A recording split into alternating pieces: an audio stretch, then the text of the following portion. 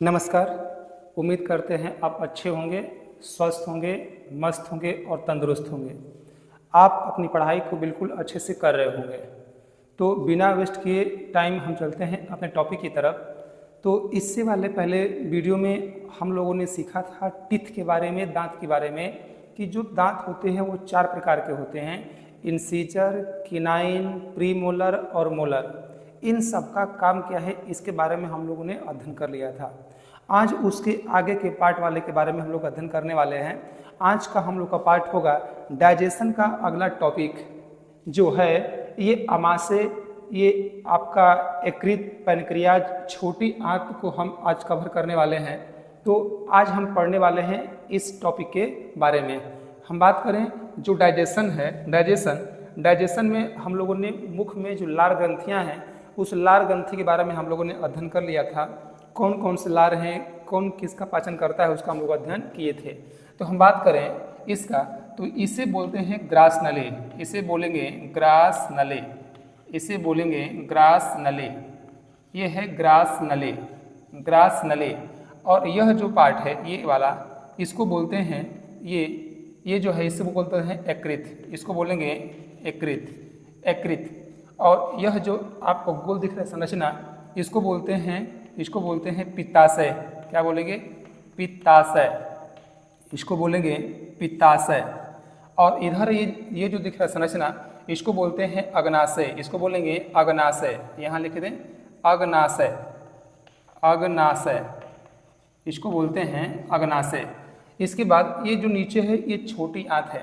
इन सभी के बारे में हम अध्ययन करने वाले हैं। तो चलिए हम शुरू करते हैं। यहाँ तो मुख है, मुख में क्या क्या प्रक्रिया था, दांत कितने प्रकार के थे, लार ग्रंथियाँ कौन कौन थी, कौन किसका पाचन करेगा, उसके बारे में हम लोग सीखे थे। आज हमको शुरू करना है ग्रास नली के। कहाँ से? ग्रास नली। तो ग्रास नली को बोलते हैं ईसोफिगस। क्या बोलते हैं? ईसोफिगस। तो चलिए हम ग्रास नली से इस टॉपिक को हम शुरू करते हैं, ठीक है। तो पहला हम लोग का टॉपिक होगा ग्रास नली। ध्यान दीजिएगा, ग्रास नली, ग्रास नली, ग्रास नली, ग्रास नली। जो ग्रास नली है इसको बोलते हैं ओसोफिगस। क्या बोलेंगे? ओसोफिगस, ओसोफिगस, ओसोफिगस, इसको बोलेंगे ओसोफिगस। क्या बोलेंगे? ओसोफिगस।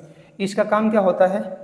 यह मुख गुहा को आमाशय से जोड़ने का कार्य करता है। यानी यह जो मुख गुहा है, यहाँ पर मुख है और यह आमाशय, आमाशय मतलब पेट, यह मुख गुहा को आमाशय से जोड़ने का कार्य करता है। लिखें कि यह मुख गुहा को, यह मुख गुहा को, यह मुख गुहा को आमाशय से जोड़ने का कार्य करता है। आमाशय, यह मुख गुहा को आमाशय से जोड़ने का कार्य करता है। जोड़ने का कार्य करता है। जोड़ने का कार्य करता है। कौन? ये ओसोफिगस। और जो ओसोफिगस है इसकी कुल लंबाई है कितना? अगर हम इसकी लंबाई की बात करें, इसमें पाचन जो प्रक्रिया होती है इसमें पाचन होता ही नहीं है। इसमें पाचन नहीं होता है। इसमें पाचन नहीं होता है। इसमें पाचन नहीं होता है। नेक्स्ट टॉपिक की बात करें, इसमें पाचन नहीं होगा। इसमें मनुष्य में यह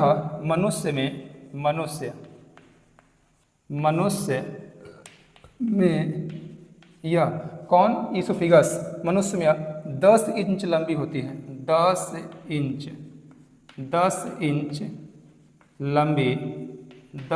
इंच लंबी होती है। कौन? ईसोफिगस। ईसोफिगस की लंबाई कितना होती है? तो 10 इंच लंबी होती है, ठीक है। इसके बाद हम बात करें क्रमाकुंचन। क्रमाकुंचन, क्रमाकुंचन, क्रमाकुंचन। ये क्रमाकुंचन क्या होता है? क्रमाकुंचन को बोलते हैं पेरिस्टोलिस बोलते हैं। क्या बोलते हैं? पेरिस्टोलिस, पेरिस्टोलिस। क्या बोलेंगे? पेरिस्टोलिस, पेरिस्टोलिस, पेरिस्टोलिस, स्टोलिसिस, स्टोलिस, पेरिस्टोलिसिस, इसको बोलते हैं पेरिस्टोलिसिस। जैसे बात करते हैं कि आप जब खाना खाते हैं तो खाना को जैसे कूच कूच करके आप धीरे धीरे कूच कूच के खाना को निगलने का काम करते हैं, मतलब खाना घोटने का काम करते हैं, और उसी को बोलते हैं क्रमाना कुंचन। जैसे एग्जांपल के तौर पे जब कभी आप पेस्ट वगैरह करते हैं और पेस्ट खत्म हो जाता है तो पेस्ट को ऐसे ऐसे दबा करके आप पेस्ट को बाहर निकालते हैं। ठीक उसी प्रकार जब आप खाना खाते हैं, खाना को जब ग्रहण करना होता है तो उस खाना को खूब अधिक मात्रा में उसको कूचते हैं और कूच करके उसे धीरे धीरे आप निगलने का कार्य करते हैं, मुख के माध्यम से, ग्रासनली के माध्यम से कहाँ ले जाते हैं, अमाशय में लेके जाने का काम करते हैं। तो उसी क्रिया को बोलते हैं क्रमाना कुंचन, यानी खाना को चबा करके धीरे धीरे अमाशय में प्रवेश करने की प्रक्रिया क्रमाना कुंचन कहलाती है। तो क्रमाना कुंचन पेरिस्टोलिसिस, ठीक है, स्टमच में पहुंचता है। इसके माध्यम से स्टमच में पहुंचता है, स्टमच में पहुंचता है, ठीक है। कोई दिक्कत, कोई परेशानी नहीं, यहाँ एक कर दिया स्टमच, कोई दिक्कत। चलिए आगे चलते हैं। ग्रास नली व अमाशय के बीच जो ग्रास नली होता है और जो अमाशय है, जो ग्रास नली और अमाशय, देखिए जो ग्रास नली है और जो ये अमाशय है, यहाँ से खाना, यहाँ से ये मान लीजिए कि खाना है, ये खाना है, यहाँ से खाना अमाशय की तरफ आएगा तो यहाँ पर एक वाल्व लगा होता है, एक वाल्व मतलब कह सकते हैं एक तरह से कोई दरवाज़ा होता है। नहीं तो जब इसमें से खाना इधर आ रहा है और यहाँ पर वाल्व नहीं होगा तो हो सकता है खाना उल्टा भी चल जाए, मुख में दोबारा चल जाए। तो आप देखते हैं ना कभी कभी किसी को उल्टी हो जाता है, लोग नाक पर खा लेते हैं। तो कुछ यहाँ पर एक वाल्व होता है जो वाल्व खाना को उल्टा जाने से रोकता है, जो खाना को उल्टा जाने नहीं देता है। वो क्या चीज़ होता है, पढ़ते हैं उसको, देखिए ध्यान दीजिए। नेक्स्ट इधर ध्यान दीजिए कि ग्रास नली व अमाशय के बीच, ग्रास नली व अमाशय के बीच, ग्रास नली व अमाशय के बीच, ग्रास नली व अमाशय के बीच एक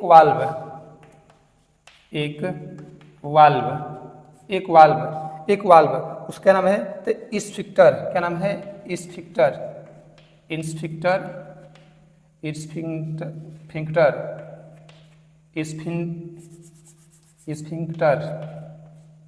ठीक है, स्फिंक्टर देखिए के बीच एक वाल्व,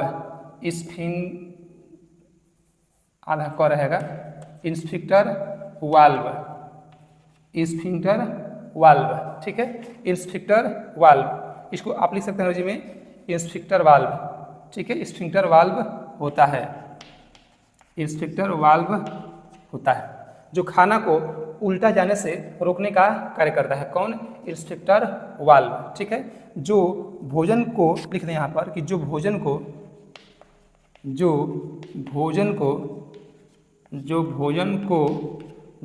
को वापस ग्रासनली में, जो भोजन को वापस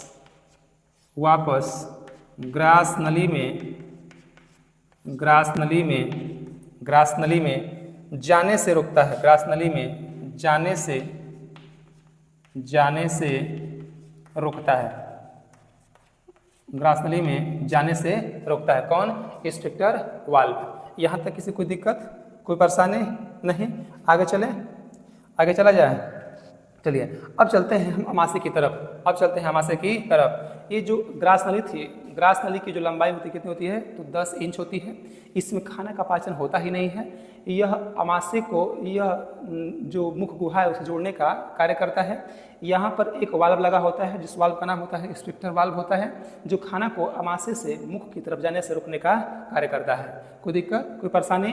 अब चलते हैं अमाशय की तरफ, स्टमच के तरफ, ठीक है। तो इसका आप एक स्क्रीनशॉट कर लीजिए और हम चलते हैं स्टमच की तरफ, अमाशय के तरफ। हो गया स्क्रीनशॉट, इस लीजिए स्क्रीनशॉट, हो गया। चलिए अब बात करते हैं अमाशय, इसको मिटा दें और चलते हैं अमाशय के तरफ। इसको मिटा दें, चलिए मिटाते हैं और चलते हैं हम अमाशय के तरफ, ठीक है। यहाँ तक कोई दिक्कत नहीं होगा, कोई परेशानी नहीं होगा। चलिए आगे चलते हैं, हम चलते हैं अमाशय की तरफ, पेट की तरफ, ठीक है, अमाशय के तरफ। तो ध्यान दीजिए, अमाशय कह लें या पेट कह लें, अमाशय कह लें या पेट, अमाशय कह लें या फिर पेट कह लें। अमाशय कह लें या पेट, या स्टमच कह लें, या स्टमच,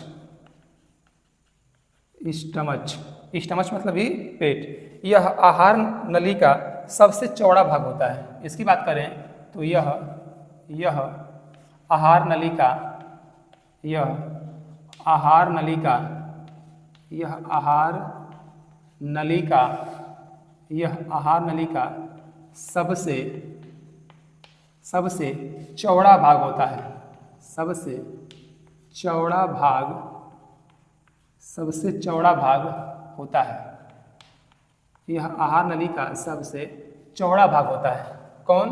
तो ये अमाशय, ये अमाशय, इसको बोलते हैं अमाशय। यहाँ लिखते हैं कि अमाशय, ये है अमाशय, ध्यान दीजिएगा, अमाशय, अमाशय, ठीक है। यह आहार नली का सबसे चौड़ा भाग होता है। कौन? अमाशय। यह भोजन को 4 घंटा रोक कर रखता है।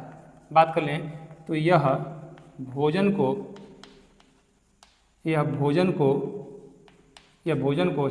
घंटा, यह भोजन को 4 घंटा रोक कर रखता है, रोक कर रखता है। कौन? तो अमाशय। ये भोजन को 4 घंटा तक रोकने का कार्य करता है, ठीक है। नेक्स्ट इसके बाद बात करें कि आंतरिक दीवार पर जो ये आपका ये अमाशय है, अमाशय के आंतरिक दीवार पर, अमाशय के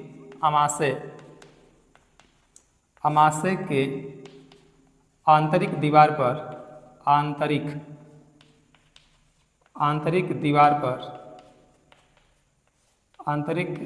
दीवार पर, आंतरिक दीवार पर म्यूकोसा का बना होता है। आंतरिक दीवार म्यूकोसा का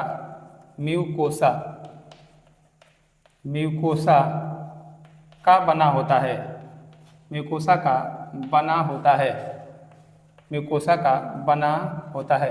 आंतरिक दीवार की बात कर लें तो जो ये अमाशय है, अमाशय का ये जो अंदर का ये पार्ट दिख रहा है, अंदर वाला, अंदर का ये जो पार्ट होता है, ये किसका बना होता है? तो म्यूकोसा का बना होता है। किसका बना होता है?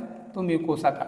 अमाशय के जो ये आंतरिक दीवार की पार्ट है वो किसकी बनी होती है? तो म्यूकोसा का बना होता है, ठीक है, म्यूकोसा का बना होता है। अमाशय के 3 भाग होते हैं। जो अमाशय है वो अमाशय को 3 पार्ट में बांटा गया है। अमाशय को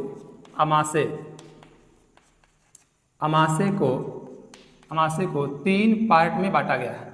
अमाशय को 3 पार्ट में बांटा गया है, 3 पार्ट में बांटा गया है, 3 पार्ट में बांटा गया है। वो कौन कौन? तो ये जो अमाशय है, अमाशय की हम बात कर लें तो जो ये पहला भाग है, पहला, अगर इसको ऐसे बांटें तो पहले के भाग को बोलते हैं कार्डियक। क्या बोलेंगे? कार्डियक। जो दूसरा भाग है उसको बोलते हैं फंडिक। क्या बोलेंगे? फंडिक। के से कार्डियक, एफ से फंडिक। और जो नीचे वाला भाग है इसको बोलते हैं पाइलोरिक। क्या बोलेंगे? पाइलोरिक। तो cardiac, fundic, pyloric, cardiac, fundic, pyloric, cardiac, fundic, pyloric. तो हमारे कितने पार्ट? 3 पार्ट। कौन कौन? Cardiac, fundic, pyloric, cardiac, fundic, pyloric.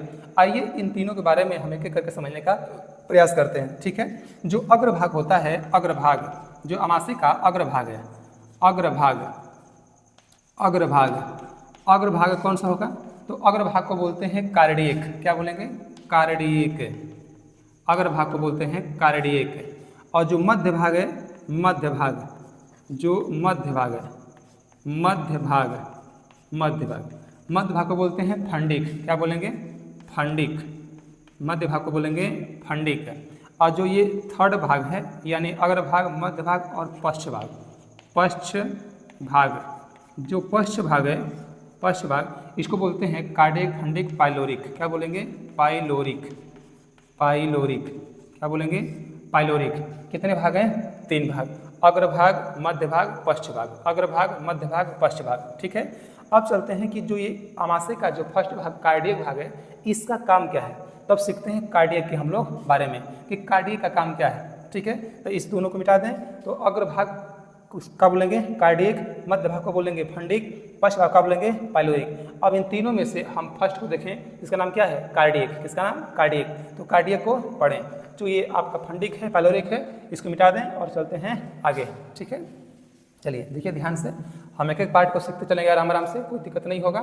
तो हम बात करें अग्रभाग का कि अग्रभाग का काम क्या है, ये क्या काम करता है अग्रभाग। तो जो अग्रभाग है कार्डियक है, इससे निकलता है HCl। इससे क्या निकलेगा? HCl। यह HCl का स्राव करता है। यह HCl यानी हाइड्रोक्लोरिक अम्ल HCl निकलता है। इससे HCl निकलता है। यह इससे HCl निकलता है। किससे? तो कार्डियक से क्या निकलेगा? HCl निकलेगा। ठीक है। और यह टाइलिन के प्रभाव को समाप्त कर देता है। लिखें कि यह टाइलिन के प्रभाव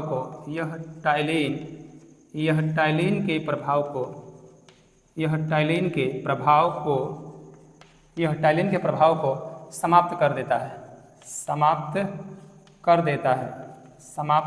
देता है।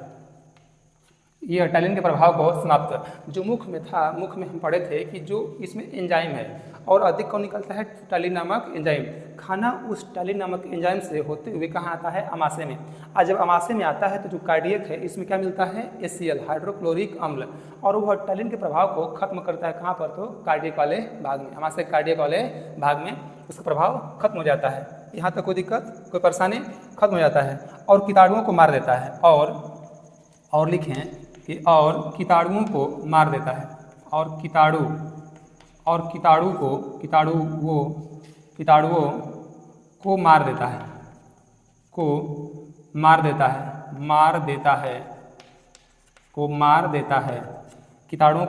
देता है। ठीक है। कौन? तो ये HCl। देखिए जो भी चीज़ व्यक्ति सेवन करता है उन सभी चीज़ों को उतने लाल ग्रंथियों से, उतने दांत से और कार्डियक वाले भाग में जो HCl स्रावित होता है उस HCl से इन सब से गुजरना पड़ता है। इसीलिए व्यक्ति के अंदर अगर कभी किसी प्रकार का कुछ नुकसान चीज़ चल जाती हैं तो उसको लाल ग्रंथियाँ, दांत, कार्डियक के अंतर्गत जो HCl है वो सभी उसको खत्म करने का प्रयास करते हैं, समाप्त करने का प्रयास करते हैं। तो यहाँ तक कोई दिक्कत, कोई परेशानी नहीं? आगे चलें। और यह भोजन को अम्लीय बना देता है। और यह भोजन को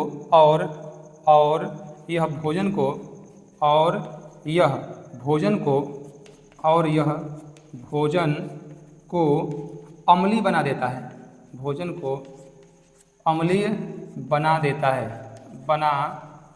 है।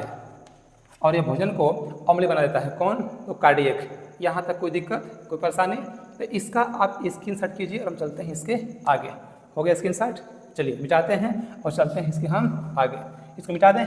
चलिए मिटाते हैं और चलते हैं इसके आगे। यहाँ तक कोई दिक्कत, कोई परेशानी नहीं? उम्मीद करते हैं यहाँ तक कोई दिक्कत नहीं होगा। यहाँ तक किसी को कोई दिक्कत? चलिए इसको मिटाते हैं और चलते हैं आगे।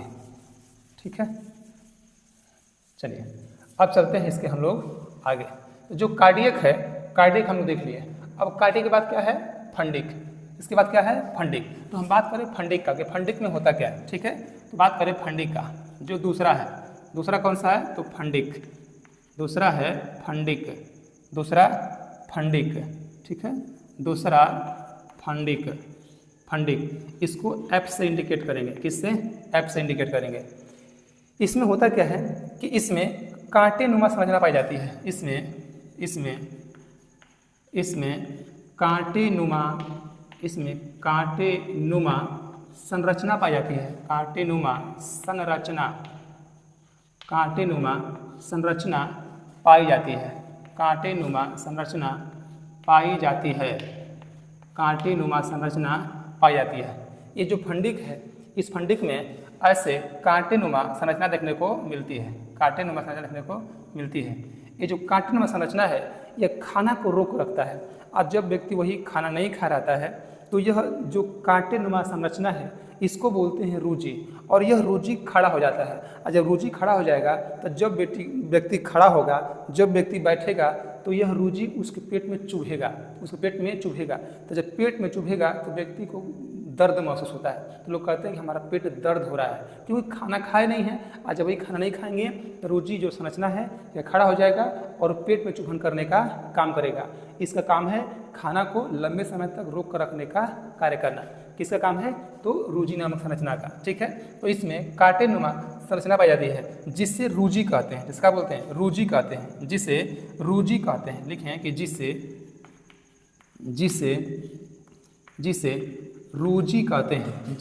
रूजी कहते हैं। जिसे रूजी कहते हैं। तो किस में पाया जाएगा? तो पाइलोरिक में। किस में? फंडिक में। किस भाग में? तो फंडिक वाले भाग में। यहाँ तक कोई दिक्कत, कोई परेशानी नहीं।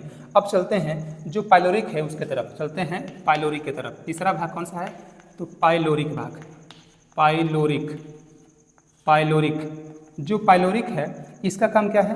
तो पाइलोरिक में जठर ग्रंथि पाई जाती है। पाइलोरिक में लिखें कि पाइलोरिक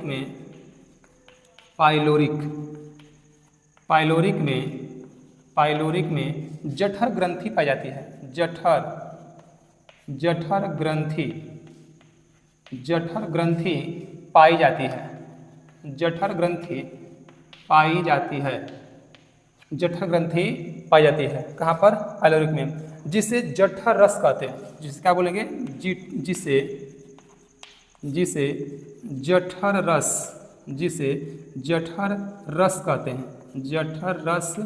कहते हैं। जिसे जठर रस कहते हैं। और कहाँ मिलेगा? तो ये पाइलोरिक वाले भाग में। जठर रस कर लें या गैस्ट्रिक जूस कर लें। क्या बोलेंगे? Gastric juice.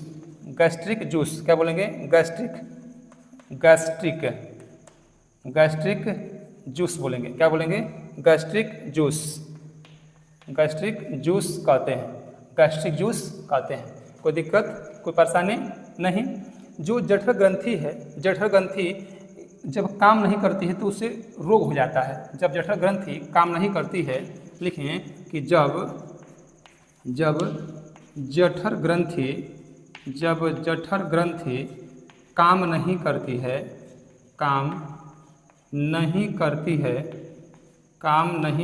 है तो इसमें क्या हो जाएगा? तो रोग हो जाएगा। तो उसे रोग हो जाता है। रोग कहते हैं। रोग कहेंगे। और कौन सा रोग बोलेंगे उसे? तो गैस्ट्रिक बोलते हैं। क्या बोलते हैं? गैस्ट्रिक। क्या बोलेंगे? गैस्ट्रिक बोलेंगे। गैस्ट्रिक। तो कहते हैं कि गैस्ट्रिक हो गया है। कब? जब जठर ग्रंथि काम नहीं करती है तब। तो क्या बोलते हैं कि गैस्ट्रिक हो गया है, गैस्ट्रिक अधिक मात्रा में बढ़ गया है। यहाँ तो कोई दिक्कत, कोई परेशानी नहीं ना। इसके बाद देखें कि जो जठर ग्रंथि है, जठर ग्रंथि में मुख्यतः 3 प्रकार की कोशिकाएं पाई जाती हैं। जो जठर ग्रंथि है, जठर ग्रंथि लिखें कि जठर ग्रंथि में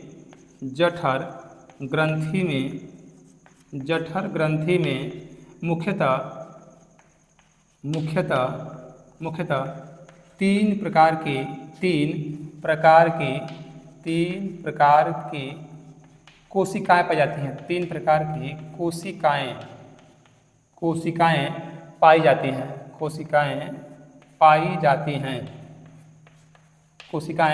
पाई जाती हैं। तो जो ये पाइलोरिक है, पाइलोरिक में क्या मिलती है? जठर ग्रंथि। इस जठर ग्रंथि में क्या मिलती हैं? तो 3 प्रकार की कोशिकाएं देखने को मिलती हैं। किस प्रकार की? 3 प्रकार की कोशिका। ये 3 प्रकार की कोशिका है कौन? तो इसके बारे में चर्चा कर लें। तो फर्स्ट तो पहला कौन सा है? तो पहला बात कर लें तो श्लेष्म कोशिका। कौन सा है? तो श्लेष्म कोशिका।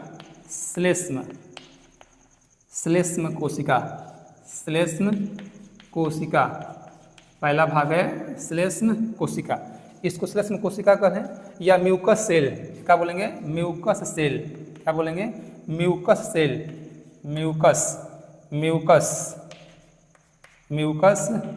सेल बोलेंगे।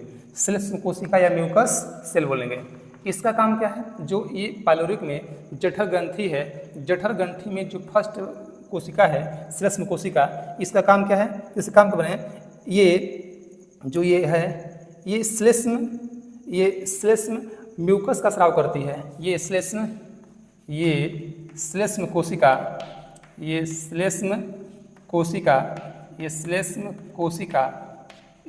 कोशिका म्यूकस का स्राव करती है।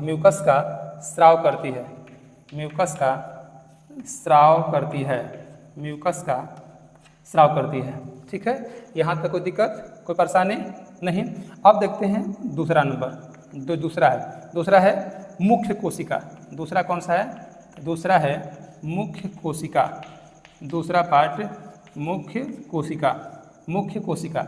इसको मुख्य कोशिका कह लें या पेप्टिकोर, क्या बोलेंगे इसको? इसे बोलेंगे PEPTICOR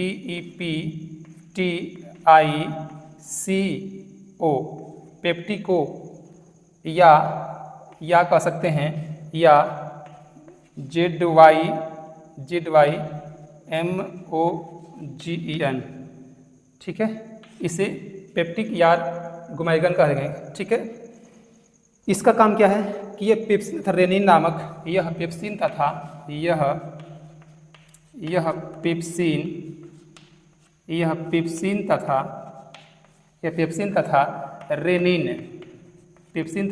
रेनिन नामक एंजाइम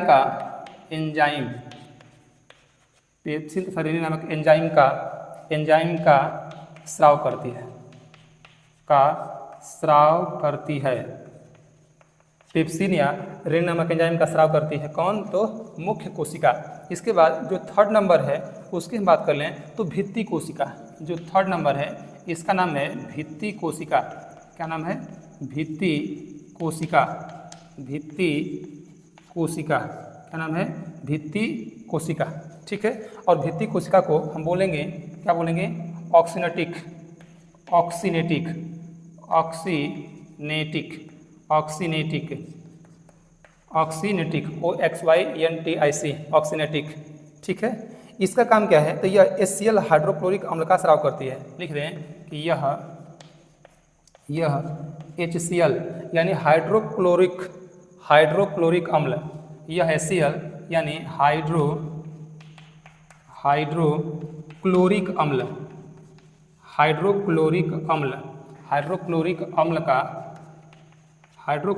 अम्ल का स्राव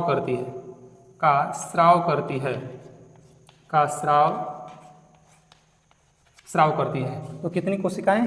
3। कितनी कोशिकाएं? 3। तो जो ये अमाशय है, अमाशय में ये 3 पार्ट कौन? कार्डियक, फंडिक और पाइलोरिक। पाइलोरिक में जठर ग्रंथि में 3 मुख्य कोशिकाएं। कौन कौन सी कोशिकाएं? तो यहाँ पर आप देख पा रहे हैं कौन कौन सी? तो श्लेष्म कोशिका, मुख्य कोशिका और भित्ति कोशिका। ज्ञात है कि जो ये दीवार है, अमाशय की आंतरिक दीवार, यह एक तरह से क्षार के कारण यह जल जाता है। लेकिन जो मुख से जो लाल ग्रंथि है वह अम्लीय है और म्यूकोसा क्षार का स्राव करती हैं। और जब अम्ल और क्षार मिलते हैं तो हो जाते हैं उदासीन, और उदासीन होने के कारण जो पेट है वो जलता नहीं है। नहीं तो पेटो जल जाता है। पेट इसलिए जलता नहीं क्योंकि जो ये आंतरिक दीवार है किसका बना होती है? म्यूकोसा का। और म्यूकोसा क्षार का स्राव करता है, ऊपर से आया है अम्ल। और जब अम्ल और क्षार जब मिक्स होते हैं तो क्या बन जाते हैं? तो उदासीन बन जाते हैं। इसलिए पेट जलता नहीं है। तो जठर ग्रंथि में कितने कोशिकाएं होती हैं? 3 कोशिकाएं। कौन कौन? श्लेष्म कोशिकाएं, मुख्य कोशिकाएं और भित्ति कोशिकाएं। इन तीनों का अलग अलग काम है। ये किसका कौन स्राव करेगी? किसका कौन? श्लेष्म कोशिका म्यूकोसा का स्राव करती है, मुख्य कोशिका यह रेनिन तथा पेप्सिन का स्राव करने का कार्य करती है, और जो भित्ति कोशिका है यह HCl हाइड्रोक्लोरिक अम्ल का स्राव करने का काम करती है। तो यहाँ तक कोई दिक्कत, कोई परेशानी? तो इसका आप एक स्क्रीनशॉट कीजिए और हम चलते हैं इसके आगे। इसका कीजिए स्क्रीनशॉट। हो गया? चलिए मिटाते हैं और चलते हैं आगे। इसको मिटा दें। चलिए मिटाते हैं और चलते हैं यहाँ से आगे। यहाँ तक किसी को दिक्कत, कोई परेशानी?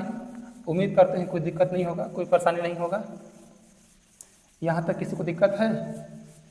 नहीं? चलिए चलते हैं इसके हम लोग आगे। इसको मिटा दें और चलते हैं इसके हम लोग आगे। यहाँ तक किसी को कोई दिक्कत, कोई परेशानी नहीं? चलिए अब चलते हैं इसके हम लोग आगे।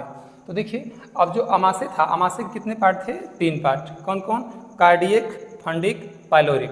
Cardiac, fundic, pyloric. और जो ये पाइलोरिक था उसमें से जठर ग्रंथि निकल थी। जठर ग्रंथि में 3 मुख्य कोशिकाएं थी। अब उसके आगे हम सीखें कि जो ये रेनिन और पेप्सिन है ये किसका पाचन करती हैं? रेनिन और पेप्सिन किसका पाचन करती हैं? तो ध्यान दीजिएगा, यहाँ से रेनिन और पेप्सिन की बात करें कि जठर रस में रेनिन तथा पेप्सिन, जठर रस में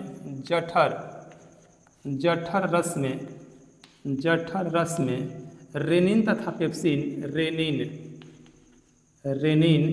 तथा पेप्सिन, रेनिन तथा जो पेप्सिन है ये किसका पाचन करेंगे? रेनिन तथा पेप्सिन पाया जाता है। रेनिन पेप्सिन पाया जाता है, ठीक है। और जो रेनिन है इसका काम क्या है, अब देखें रेनिन, तो रेनिन दूध को दही बदल देता है। रेनिन दूध को दही में बदल देता है। दही में बदल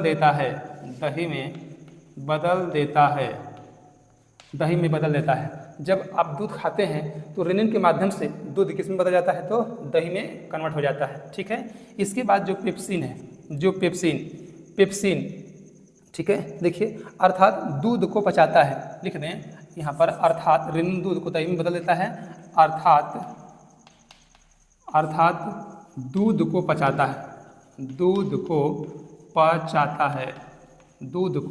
पचाता है। कौन पचाएगा, तो रेनिन पचाएगा। कौन पचाएगा, तो रेनिन। यहाँ तक कोई दिक्कत, कोई परेशानी नहीं। अब दूध में उपस्थित, नेक्स्ट आगे देखें कि दूध में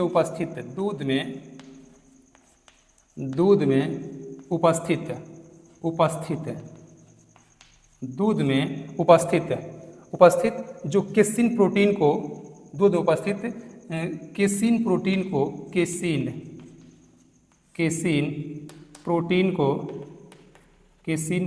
को जो दूध का रंग सफ़ेद होता है वो किसके तहत होता है, तो केसिन नामक प्रोटीन के तहत दूध का रंग सफ़ेद होता है। तो दूध में उपस्थित केसिन प्रोटीन को कैल्शियम पारा कैसिनेट, केसिन प्रोटीन को कैल्शियम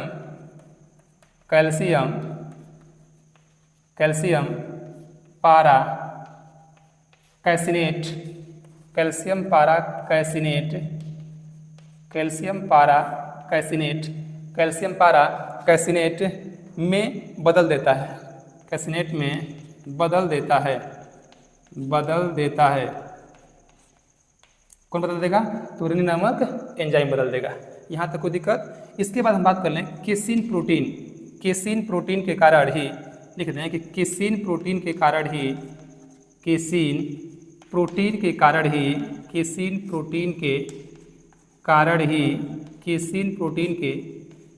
ही दूध का रंग सफ़ेद होता है, के कारण ही दूध का रंग सफ़ेद होता है। के कारण ही दूध का रंग सफ़ेद होता है। किसके कारण, तो केसिन नामक प्रोटीन के कारण। दूध एक हल्का रंग का होता है। जैसे देखा जाए तो दूध का हल्का पीला रंग, दूध का हल्का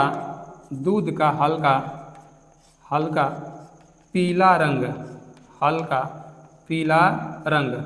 पीला भी होता है दूध, वो किस कारण होता है, तो हल्का पीला रंग जो होता है वो बीटा कैरोटीन के कारण। किस कारण, बीटा कैरोटीन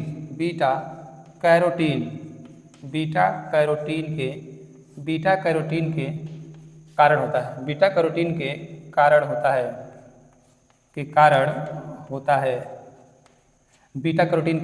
होता है हल्का पीलापन, किसमें, तो दूध में। ठीक है। पेप्सिन प्रोटीन को पचाता है। नेक्स्ट हम बात करें पेप्सिन का, तो पेप्सिन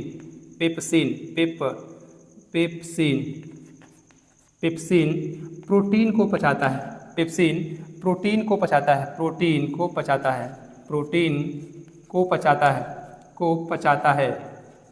पेप्सिन प्रोटीन को पचाता है। कौन पचाएगा, तो पेप्सिन नामक एंजाइम।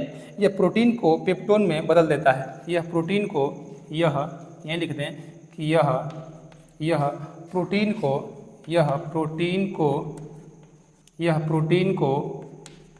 को किस बदल देगा, तो पेप्टोन में बदल देगा। प्रोटीन को पेप्टोन में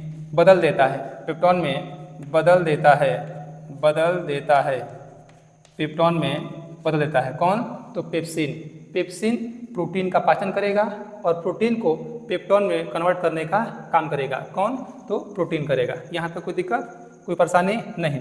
भोजन आमाशय के बाद नेक्स्ट आगे बात करें कि जब यहाँ से भोजन पच गया, जैसे कार्डियक से पहले खाना कहाँ था, आमाशय में, कहाँ आया, कार्डियक में, फिर कहाँ आया, फंडिक में, फिर कहाँ आया, पाइलोरिक में, और पाइलोरिक से होते हुए खाना कहाँ जाएगा, तो ये जो आपको दिख रही है संरचना, ये वाले, इसको बोलते हैं छोटी आंत। क्या बोलेंगे, छोटी आंत। स्मॉल इंटेस्टाइन बोलेंगे। क्या बोलेंगे? Small intestine. तो खाना कहाँ आएगा? तो छोटी आंत में खाना प्रवेश करेगा। कहाँ प्रवेश करेगा? छोटी आंत में। तो चलिए खानों कहाँ जाते हैं? छोटी आंत में। भोजन अमाशय के बाद भोजन अमाशय के बाद भोजन अमाशय के बाद भोजन अमाशय के बाद ये कहाँ जाएगा? तो छोटी आंत में आता है। अमाशय के बाद छोटी आंत में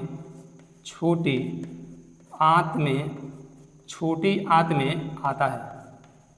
छोटी आंत में आता है। और जब छोटी आंत में आता है तो उसको बोलते हैं काइम बोलते हैं। क्या बोलते हैं? काइम बोलते हैं। क्या बोलेंगे? काइम बोलेंगे। जब छोटी आंत में आएगा उसे क्या बोलेंगे? काइम बोलेंगे। उसे काइम कहते हैं। उसे काइम कहते हैं। उसे काइम कहते हैं। क्या बोलेंगे? उसे काइम कहते हैं। ये प्रश्न पूछता भी है, ध्यान दीजिएगा। पूछता है कि जब खाना अमाशय से और जब छोटी आंत में प्रवेश करता है तो उसे किस नाम से जानते हैं? तो काइम के नाम से जानते हैं। यहाँ पर लिखा गया है काइम। क्या बोलते हैं? काइम बोलते हैं। यहाँ तक कोई दिक्कत, कोई परेशानी नहीं। इसका आप एक स्क्रीनशॉट कीजिए और चलते हैं हम इसके आगे। कीजिए स्क्रीनशॉट। हो गया? चलिए इसको मिटाते हैं और चलते हैं इसके हम आगे। इसको मिटा दें। चलिए मिटाते हैं और चलते हैं इसके हम आगे चलते हैं। ठीक है, उम्मीद करते हैं यहाँ तक किसी को दिक्कत नहीं होगा, किसी को कोई परेशानी नहीं होगा। ठीक है, चलिए अब चलते हैं इसके हम लोग आगे चलते हैं। यहाँ तक कोई दिक्कत है, कोई परेशानी है? नहीं, उम्मीद करते हैं कोई दिक्कत परेशानी नहीं होगा। चलिए अब चलते हैं इसके हम लोग आगे। अब जब खाना अमाशय से कहाँ पहुँचा? तो छोटी आंत में। उसे क्या बोला गया? उसे कहा गया काइम। क्या बोला गया? काइम बोला गया। ठीक है, उसे बोला गया काइम। तो आंत की बात करें। आंत, जो आंत होती है वह आंत दो प्रकार की होती है। जो आंत होती है वह दो प्रकार की, एक छोटी आंत होती है और एक बड़ी आंत होती है। एक छोटी आंत और एक बड़ी आंत। तो हम पहले किसकी बात करें? छोटी आंत की। आंत दो प्रकार की होती है। आंत दो प्रकार की। एक बात कर लें छोटी आंत। छोटी आंत को क्या बोलेंगे? तो स्मॉल इंटेस्टाइन बोलेंगे। क्या बोलेंगे? Small intestine. इसको बोलेंगे स्मॉल इंटेस्टाइन बोलेंगे। क्या बोलेंगे? स्मॉल इंटेस्टाइन बोलेंगे।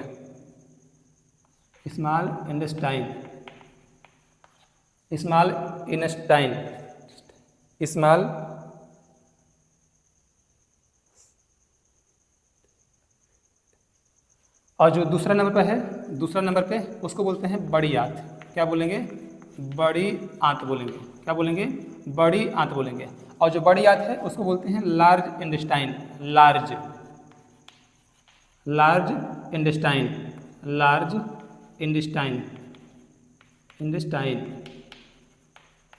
इंटेस्टाइन। तो आंत कितने प्रकार के? दो प्रकार के। कितने प्रकार के? दो प्रकार के। कौन कौन? छोटी आंत स्मॉल इंटेस्टाइन, बड़ी आंत लार्ज इंटेस्टाइन। चलिए इसको हम एक एक करके पढ़ने का काम करते हैं। पहले पढ़ेंगे छोटी आंत स्मॉल इंटेस्टाइन के बारे में। ठीक है, तो पढ़ते हैं एक नंबर फर्स्ट वाले में स्मॉल इंटेस्टाइन के बारे में हम लोग अध्ययन करें। ठीक है, स्मॉल छोटी आंत। देखिए छोटी आंत इसको क्या बोलेंगे? तो स्मॉल इंटेस्टाइन। क्या बोलेंगे? स्मॉल इंटेस्टाइन बोलेंगे। ठीक है, छोटी आंत। अब छोटी आंत के बारे में बात करें तो मनुष्य की आंत को दो भागों में बांटा गया है। ये तो हो गया। आगे देखें छोटी आंत के बारे में कि भोजन का पूर्ण पाचन छोटी आंत में होता है। जो भोजन का पूर्ण पाचन होता है, भोजन का पूर्ण पाचन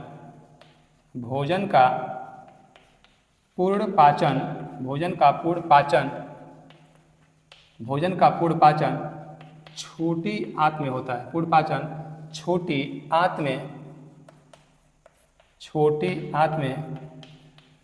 छोटी आंत में होता है। भोजन का पूर्ण पाचन कहाँ पर होगा? तो छोटी आंत में इसका पूरा पाचन हो जाता है। ठीक है, यहाँ तक कोई दिक्कत, कोई परेशानी नहीं ना। इसके बाद बात करें, यह आहार नाल का सबसे लंबा भाग होता है। यह आहार नाल का, लिखें कि यह आहार नाल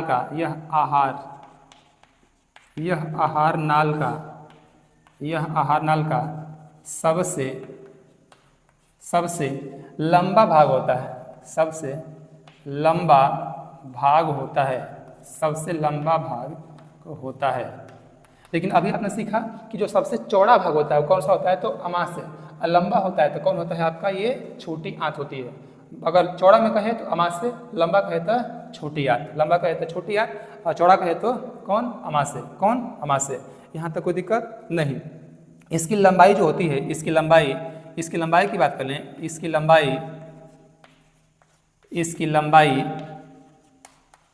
इसकी जो लंबाई जो आहार नाल में जो छोटी आंत है, इसकी लंबाई की बात करें तो लंबाई 6 से 8 मीटर होती है। कितना होती है, 6 से 8 मीटर, 6 से 8 मीटर होती है, 6 से 8 मीटर होती है। किसकी लंबाई, तो छोटी आंत की लंबाई। संपूर्ण आहार नाल की लंबाई देखा जाए तो संपूर्ण आहार नाल की लंबाई, संपूर्ण आहार नाल की लंबाई, संपूर्ण आहार नल की जो लंबाई होती है वो कितना होती है, तो 10 मीटर होती है, 10 मीटर होती है। संपूर्ण आहार नल की लंबाई कितनी होती है, तो 10 मीटर। यानी देखा जाए तो जो पूरा देखा जाए तो कितना होता है, 10 मीटर। ठीक है, नेक्स्ट आगे बात करें। नेक्स्ट ध्यान दीजिए कि संपूर्ण आहार नल की लंबाई कितनी होती है, तो 10 मीटर। पाचन संबंधित सबसे अधिक कार्य, पाचन संबंधित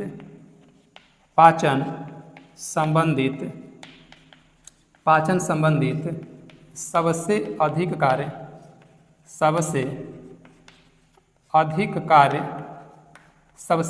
अधिक कार्य कहाँ पर होगा, तो छोटी आंत में होता है। अधिक कार्य छोटी आंत में होता है, छोटी आंत में होता है, छोटी आंत में होता है। सबसे अधिक जो पाचन होगा कहाँ पर होगा, तो छोटी आंत में। ये जो आपको दिख रही संरचना, सबसे अधिक पाचन इसी में होता है। ठीक है, यहाँ तक कोई दिक्कत, कोई परेशानी नहीं। चलिए अब देखते हैं कि इसमें पाचन कहाँ से होगा। तो छोटी आंत में 3 भाग होते हैं। इसमें बात कर लें कि छोटी आंत में 3 भाग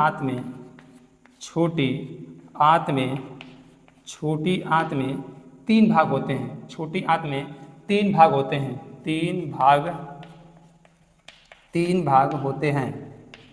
भाग होते हैं। कौन कौन सा होगा, तो फर्स्ट की बात कर लें। फर्स्ट नंबर यहाँ लिख दें। फर्स्ट नंबर कौन सा होगा, पक्वाशय या ग्रहणी। पक्वाशय या ग्रहणी, पक्वाशय या ग्रहणी। इसे बोलते हैं ड्यूडिनम। क्या बोलेंगे, ड्यूडिनम बोलेंगे। क्या बोलेंगे, ड्यूडिनम, DUODENUM, ड्यूडिनम। क्या बोलेंगे, ड्यूडिनम, DUODENUM, ड्यूडिनम। और जो दूसरा भाग उसे बोलते हैं अग्रछुद्रांत। क्या बोलेंगे, अग्रछुद्रांत। क्या बोलेंगे, अग्रछुद्रांत बोलेंगे, अग्रछुद्रांत। इसको बोलते हैं जेजुनम। क्या बोलेंगे, जेजुनम, JEJUNUM। क्या बोलेंगे, जेजुनम।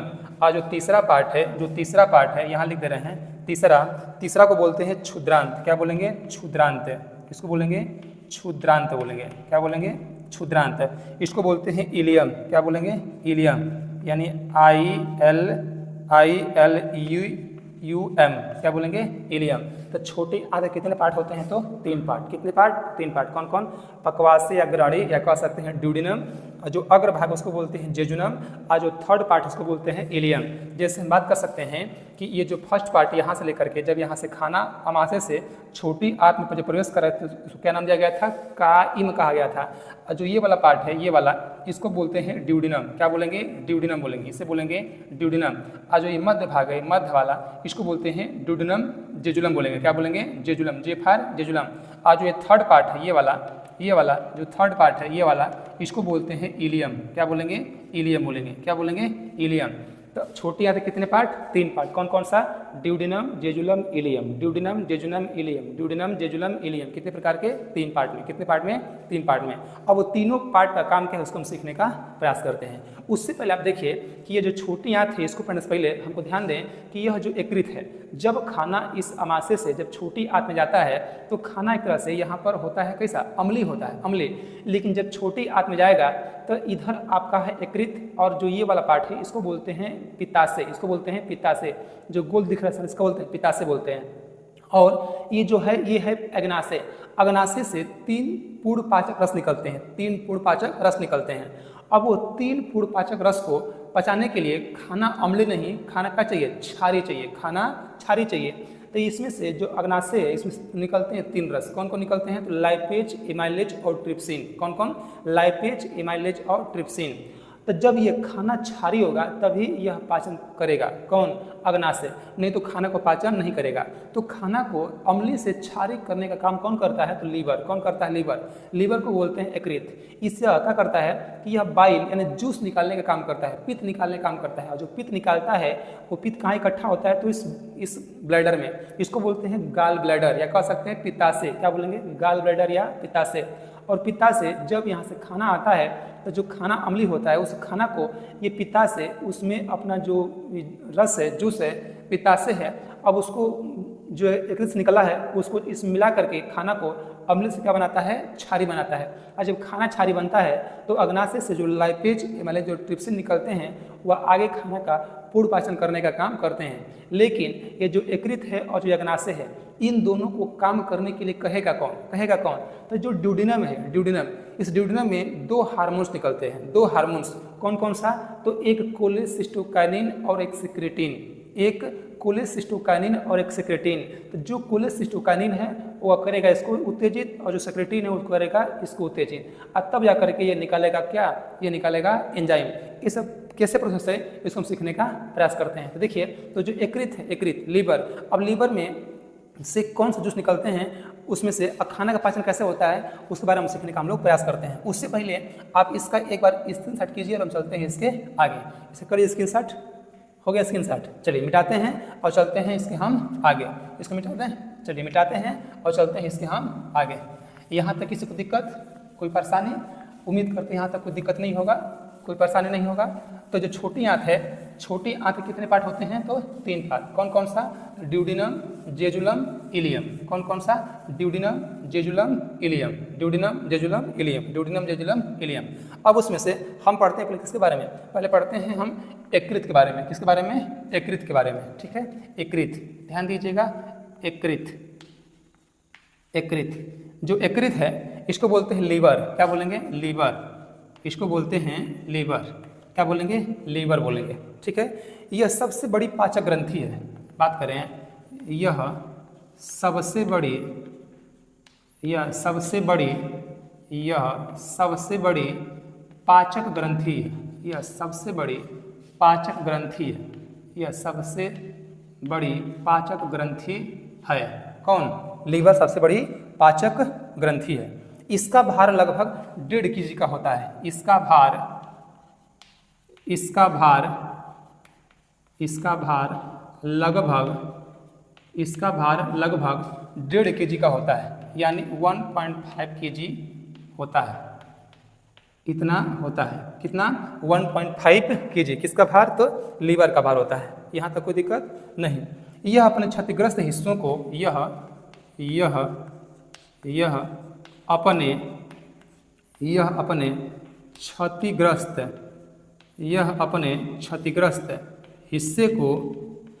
क्षतिग्रस्त हिस्से को स्वतः ही ठीक कर लेता है। हिस्से को स्वतः ही ठीक कर लेता है, ठीक कर लेता है, ठीक कर लेता है। कौन, तो लीवर। यह अपने क्षतिग्रस्त जो हिस्सा है उसको स्वतः ही ठीक कर लेगा। कौन, तो लीवर, ठीक है। यह पित्त का निर्माण करता है, यह पित्त का निर्माण करता है, यह पित्त का निर्माण करता है, यह पित्त का निर्माण करता है, यह पित्त का निर्माण करता है, यह पित्त का निर्माण करता है। पित्त का लें या बाइल का लें, पित्त का लें या बाइल का निर्माण करता है, ठीक है। अब बात करते हैं पित्ताशय, पित्ताशय, पित्ताशय, पित्ताशय। पित्ताशय को हम बोलेंगे, क्या बोलेंगे, इसको बोलते हैं गाल ब्लैडर। क्या बोलेंगे, गाल ब्लैडर, GALLBLADDER, इसको बोलेंगे गाल ब्लैडर। क्या बोलेंगे? Gall bladder. जैसे ध्यान दीजिए कि जो यकृत है लीवर, इसमें किसका काम है? पित्त का स्राव करना। ये पित्त का स्राव करता है, पित्त का निर्माण करता है। और जो पित्त है यह आकर के जो गोल दिख रहा है संरचना, उसको बोलते हैं पित्ताशय, इसको बोलेंगे पित्ताशय। और इसी पित्ताशय में करके जो पित्त है वह इकट्ठा हो जाएगा, वह इकट्ठा हो जाएगा। और इकट्ठा होकर के जब जब खाना यहाँ से आएगा तब पित्ताशय पित्त का स्राव करने का काम करेगा, यानी पित्त को उस खाना में मिक्स करेगा और खाना क्या बनाएगा? क्षारी बनाएगा। उस खाना को बनाएगा क्षारी। तो किसका काम है? तो पित्ताशय का। तब सीखें कि पित्ताशय, जो पित्ताशय है इसको बोलते हैं गाल ब्लैडर। क्या बोलते हैं? Gall bladder. ठीक है, देखिए इसके बारे में कि इसमें पित्त जमा रहता है, इसमें पित्त जमा रहता है, इसमें पित्त जमा रहता है, इसमें पित्त जमा रहता है, इसमें पित्त जमा रहता है, इसमें पित्त जमा रहता है। किसमें? तो पित्ताशय में पित्त जमा रहता है। पित्त रस जो होता है गाढ़ा हल्के पीले रंग का होता है। पित्त रस लिखें कि पित्त जो होता है, पित्त रस गाढ़ा हल्के पीले रंग का होता है, हल्के पीले रंग का होता है, हल्के पीले रंग का होता है। क्या? तो पित्त हल्के पीले रंग का होता है। मनुष्य में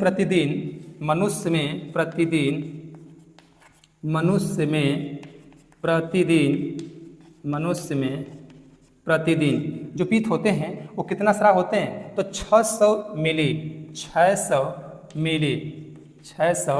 मिली पित्त स्रावित होते हैं। 600 मिली पित्त रस, 600 मिली पित्त रस स्राव होता है। कितना? 600 मिली पित्त रस का स्राव होता है। कितना होगा? 600 मिली पित्त रस का स्राव होगा। पित्त का पीएच मान जो होता है, पित्त का पीएच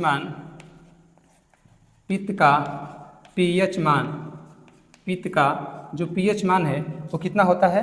तो 7.8 से जो होगा 8.5 तक। कितना? 8.5 तक होता है, 8.5 तक होता है। पित्त का पीएच मान कितना? 7.8 से 8.5 तक इसका पीएच मान होता है। यहाँ तक कोई दिक्कत, कोई परेशानी नहीं ना? जो पित्त होते हैं ध्यान दीजिएगा, पित्त रस में पित्त बरड़क, पित्त रस में पित्त बरड़क, पित्त रस में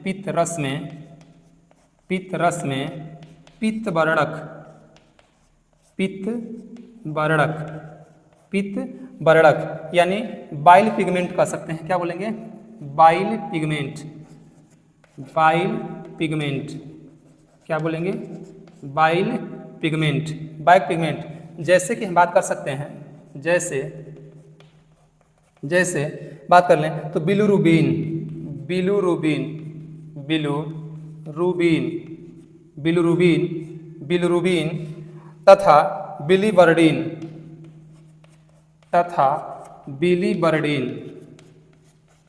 तथा बिलीबर्डिन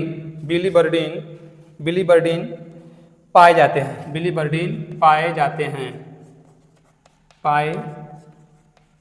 जाते हैं।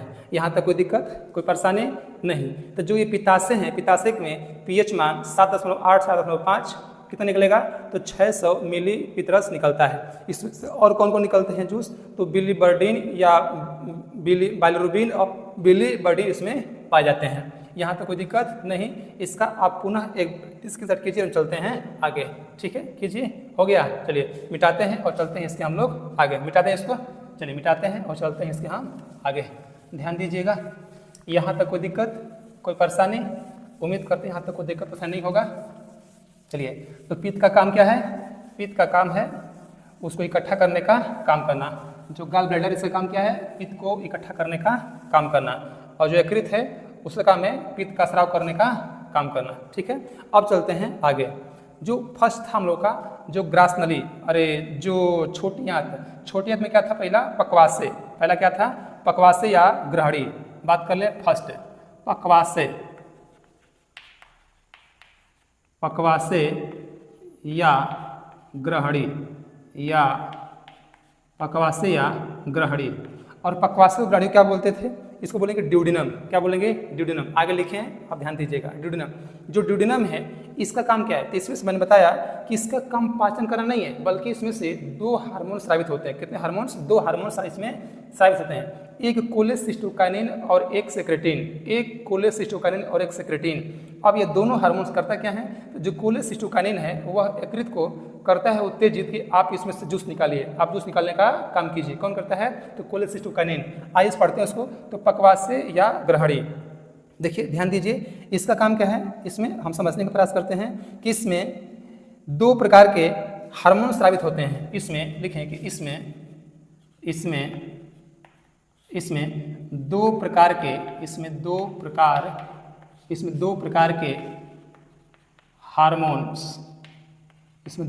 के हार्मोन स्रावित होते हैं। हार्मोन्स स्रावित, 2 प्रकार के हार्मोन स्रावित होते हैं। 2 प्रकार के हार्मोन स्रावित होते हैं। और कौन कौन से होंगे? तो हम फर्स्ट की बात कर लें तो फर्स्ट कौन सा होगा? तो कोलेसिस्टोकाइनिन। फर्स्ट की बात कर लें, फर्स्ट नंबर तो कोलेसिस्टोकाइनिन। कोलेसिस्टोकाइनिन पहला होगा कोलेसिस्टोकाइनिन। और जो दूसरा होगा, उससे बोलेंगे सेक्रेटिन। क्या बोलेंगे? सेक्रेटिन। क्या बोलेंगे? सेक्रेटिन बोलेंगे। पहला कोलेसिस्टोकाइनिन, दूसरा सेक्रेटिन। जो फर्स्ट है कोलेसिस्टोकाइनिन, इस कोलेसिस्टोकाइनिन का काम क्या है? इस काम को हम सीखें तो यह पित्त स्रावित या स्राव करने के लिए उत्तेजित करता है। देखें कोलेसिस्टोकाइनिन का इसका काम क्या है कि यह यकृत से पित्तरस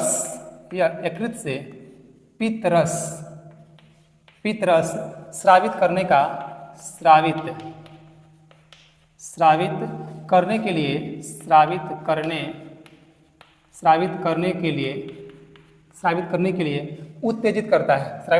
लिए उत्तेजित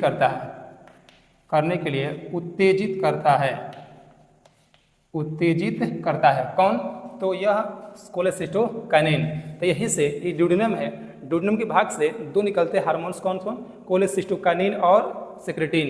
तो जो कोलेसिस्टोकाइनिन है स्रावित होगा ड्यूडिनम से और इसको करेगा उत्तेजित कि आप पित्त छोड़िए, आप पित्त छोड़ने का काम कीजिए। कौन कहेगा? तो कोलेसिस्टोकाइनिन कहेगा। यहाँ तक कोई दिक्कत नहीं। और जो सेक्रेटिन है, तो जो सेक्रेटिन है इसका काम क्या है? अब देखते हैं यह उत्तेजित करता है। और ताकि इसमें और देख लें ताकि भोजन क्षारीय हो सके, क्योंकि जो खाना मुख से आ रहा है उस खाना में मुख में क्या है? तो अम्ल, उसमें वो अम्लता हो गया था, अम्लीय हो गया था। तब खाना को जब आगे बढ़ेगा तो खाना में जो यकृत है पित्त मिला देगा, कैसे हो जाएगा? क्षारीय हो जाएगा। क्या? तो खाना। ठीक है। अब देखते हैं कि जो सेक्रेटिन है, सेक्रेटिन का काम क्या है? सेक्रेटिन का तो ध्यान दीजिएगा कि जो सेक्रेटिन है, यह अग्नाशय को, सेक्रेटिन की बात कर लें, सेक्रेटिन इसको लिख रहे हैं, इसको यहाँ लिख दें। देखिए ध्यान दीजिए, यहाँ लिख रहे हैं 2 नंबर सेक्रेटिन।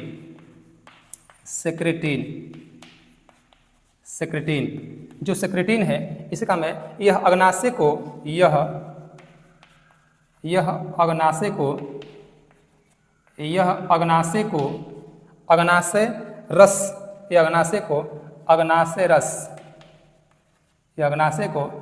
अग्नाशय रस स्रावित करने के लिए, स्रावित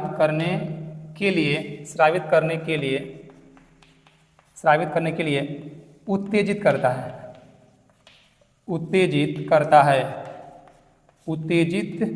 है। कौन? तो सेक्रेटिन। कौन कर देगा? सेक्रेटिन। ताकि भोजन सरलता से पच सके, ताकि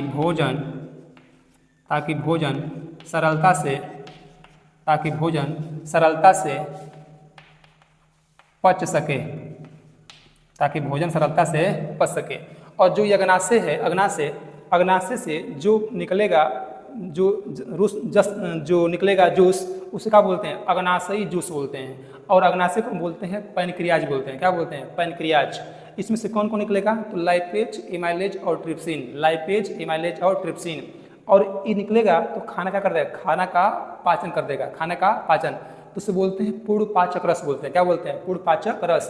अब कौन एंजाइम किसका पाचन करेगा उसको हम सीखते हैं। लेकिन अग्नाशय से जो रस निकलेगा उस निकलने के लिए कौन उसे करेगा उत्तेजित? तो सेक्रेटिन करेगा। कौन करेगा? सेक्रेटिन। जो कहाँ से निकलेगा? ड्यूडेनम से। कहाँ से निकलेगा? ड्यूडेनम से।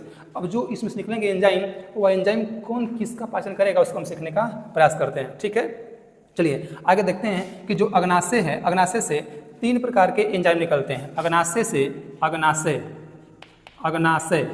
अग्नाशय से 3 प्रकार के एंजाइम निकलते हैं। 3 प्रकार के एंजाइम निकलते हैं।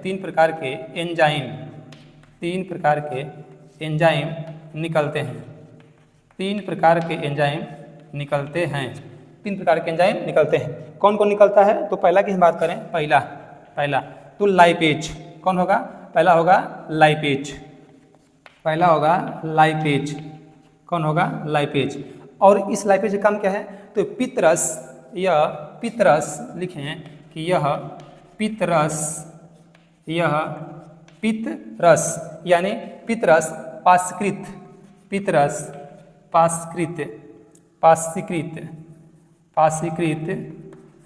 पाशीकृत यानी कह सकते हैं इमल्सिफाइड। क्या बोलेंगे? इमल्सिफाइड। इसको बोलेंगे इमल्सी, EMALICIFIDE एमएल्सिफाइड। यह पित्तरस पाशीकृत यानी खाना का पाचन करके इमल्सिफाइड करके क्या करेगा? यह वसा को तोड़कर यह वसा का पाचन करता है। यह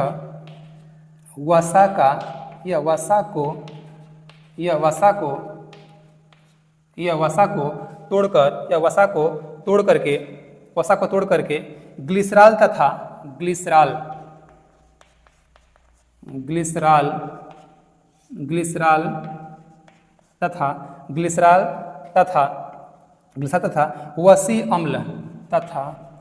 वसीय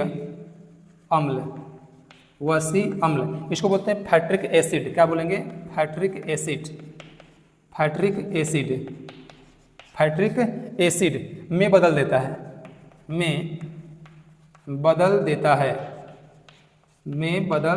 है। कौन? तो ये आपका लाइपेज। तो लाइपेज का काम क्या है? लाइपेज का काम है कि जो कुछ वसा का मुख्य में पाचन हुआ है और कुछ वसा बच गया, पाचन नहीं हुआ है, तो उस वसा को क्या करेगा? ये पचा देगा, एकदम तोड़ने का काम करेगा। अब उसको ग्लिसरॉल तथा वसीय अम्ल में कन्वर्ट करने का काम करेगा। कौन करेगा? तो लाइपेज। कोई दिक्कत, कोई परेशानी नहीं। तो इसका आप एक बार पुनः इसको समझ लीजिए और हम चलते हैं लाइपेज के बाद। लाइपेज के बाद एमाइलेज, फिर ट्रिप्सिन। तो इसको लिख लीजिए, स्क्रीनशॉट हो गया, स्क्रीनशॉट। चलिए मिटाते हैं और चलते हैं आगे। इसको मिटा दें और चलते हैं इसके हम लोग आगे। यहाँ तक कोई दिक्कत नहीं। तो जो अग्नाशय है, अग्नाशय से कौन कौन जूस निकलते हैं? तो अग्नाशय से 3 जूस। कौन कौन? लाइपेज, एमाइलेज और ट्रिप्सिन। लाइपेज का काम क्या है? तो यह जो मुख में जो वसा का पाचन हुआ है कुछ थोड़ा बहुत, उसका करेगा, उसको एकदम पाचन कर देगा और उसको एसिड अम्ल में बदलने का काम करेगा। कोई दिक्कत नहीं। अब चलते हैं, लाइपेज हो गया। अब सीखते हैं दूसरा कौन सा? इमाइलेज। दूसरा कौन सा है? तो इमाइलेज। दूसरा है इमाइलेज। जो इमाइलेज है इसका काम क्या है? देखिए ध्यान दीजिए, यह स्टार्च मंड को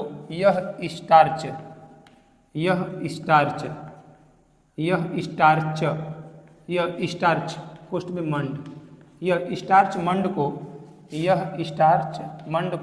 शर्करा में परिवर्तित कर देगा। शर्करा में तोड़ देता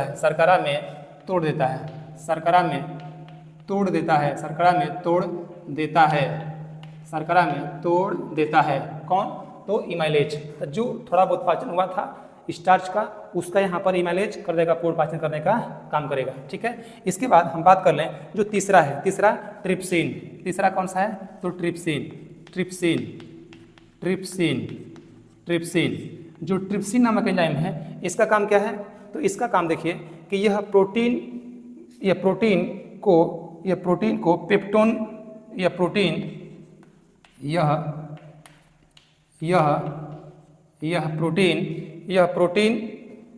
देखिए ध्यान दीजिए, यह प्रोटीन पेप्टोन कोष्ठ में पेप्टोन का, क्योंकि जो खाना मुख में पचा था प्रोटीन वो क्या बन गया था? पेप्टोन बन गया था। क्या बन गया था? पेप्टोन बन गया था। ठीक है, पेप्टोन को पचाता है और किसमें? पेप्टाइड में बदल देता है। यह प्रोटीन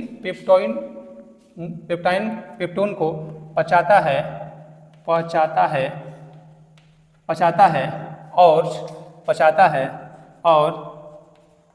पेप्टाइड में बदल देता है और पेप्टाइड में बदल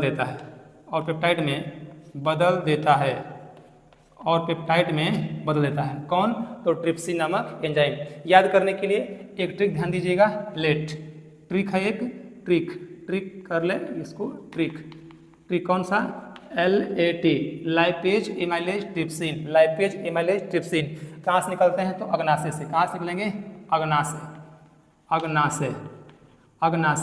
और जो अग्नाशय उसका बोलते हैं पैनक्रियाज बोलते हैं। क्या बोलते हैं? पैनक्रियाज बोलते हैं। कोई दिक्कत, कोई परेशानी नहीं ना? यहाँ तक हो गया। अब चलते हैं तीसरा। देखिए ध्यान दीजिए कि जो ड्यूडेनम वाला पार्ट था, ये वाला, इसमें से कितने हार्मोन्स? 2 हार्मोन्स। कौन सा? तो एक सिक्रेटिन और एक आपका कोलेसिस्टोकाइनिन। इसमें से 3 जूस। कौन सा? तो लाइपेज, एमाइलेज और ट्रिप्सिन। लाइपेज काम क्या है, एमाइलेज काम क्या है, ट्रिप्सिन काम क्या है, इसको आपने अध्ययन कर लिया। अब चलते हैं ड्यूजेनम। जो ड्यूजेनम है इसमें खाना का पाचन होता नहीं है, इसमें केवल खाना का विस्तार होता है। खाना ऐसे इसमें से चलते हुए आएगा, खाना इसमें से ऐसे चलते हुए खाना इसमें से आएगा, इसमें से खाना आएगा और खाना का इसमें केवल क्या हो जाएगा? विस्तार, या खाना का केवल विस्तार करता है। कौन? ड्यूजेनम। तो ड्यूजेनम को क्या बोलते हैं? अग्रक्षुद्रांत। क्या बोलते हैं? अग्रक्षुद्रांत। चलिए अब सीखते हैं जो दूसरा पॉइंट है। दूसरा कौन सा है? तो उसमें है अग्रक्षुद्रांत। नेक्स्ट बात कर लें, दूसरा पॉइंट तो अग्रक्षुद्रांत।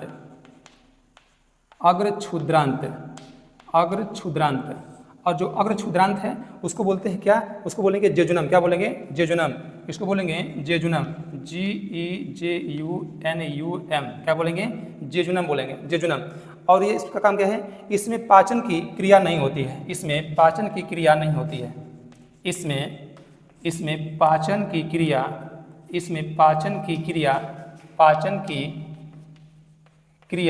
नहीं होती है।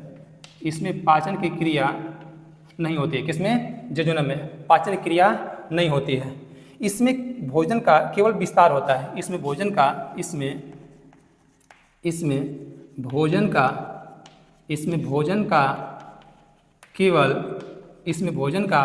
केवल विस्तार होता है। भोजन का केवल विस्तार होता है।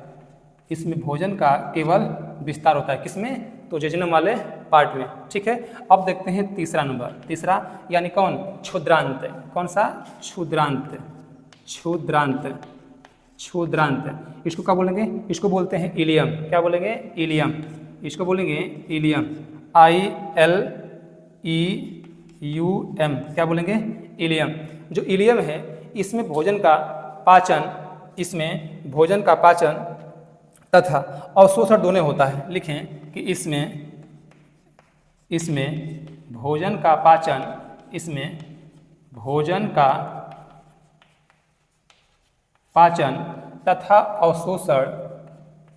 तथा अवशोषण दोनों होता है। इसमें भोजन का पाचन तथा अवशोषण दोनों होता है। जब खाना इधर से अब जेजुनम के रास्ते कहाँ पर आएगा? इलियम में। ये जो रहा इलियम जो है ये छोटी आंत का अंतिम पार्ट है, अंतिम हिस्सा है। इसमें दोनों काम होगा, खाना का पाचन भी होगा और खाना को ऑब्जर्व भी किया जाएगा। ऑब्जर्व मतलब कि उसका अवशोषण होगा। तो वही लिखें कि इसमें भोजन का पाचन तथा अवशोषण दोनों होता है। किसमें? तो इलियम में। ठीक है, इसमें कई प्रकार के लिखें कि इसमें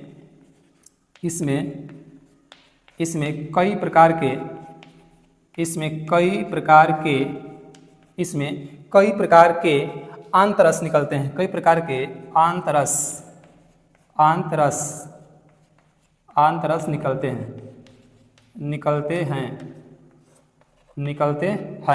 जब इसमें जो ये छोटी आंत है, छोटी आंत का जो लास्ट स्टेप है यानी इलियम में से कई तरह के इसमें से जूस निकलते हैं और उन कई तरह के जो जूस हैं उसको बोलते हैं सक्कस इंट्रिकस बोलते हैं। क्या बोलते हैं? सक्कस इंट्रिकस।